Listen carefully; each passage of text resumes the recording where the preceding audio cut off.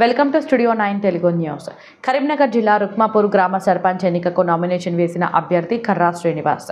వివరాల్లోకి వెళితే కరీంనగర్ జిల్లా రుక్మాపూర్ గ్రామ సర్పంచ్ ఎన్నికకు భారీ జనాభాతో ర్యాలీగా తరలివెళ్లి నామినేషన్ పత్రాలను ఎన్నికల అధికారికి అందజేసిన కర్రా శ్రీనివాస్.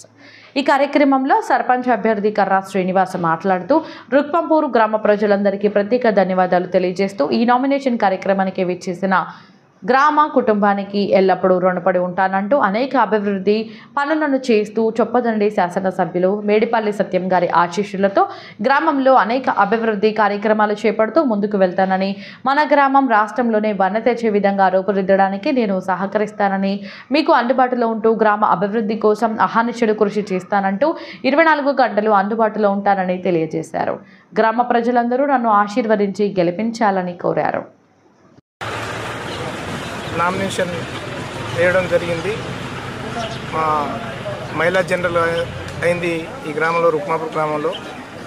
అందుకు గాను గతంలో నేను 2001లో ఉప సర్పంచ్ చేశాను, 2006లో సర్పంచ్ చేశాను, 2013లో సర్పంచ్ చేశాను. గ్రామంలో అనేకమైన అభివృద్ధి చేయడం జరిగింది.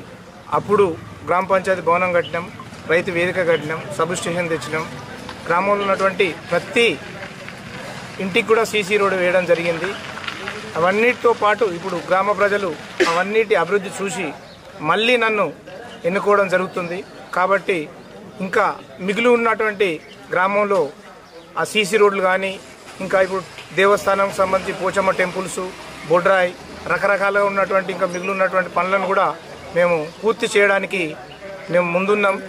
ఇంకా ఎక్కడైతే మిగిలినటువంటి కొన్ని సీసీ రోడ్స్, డ్రైన్స్ అలాంటి ఇప్పుడు వాటర్ ఫెసిలిటీస్ కూడా 100% చేసినాం ఆ గతంలోనే.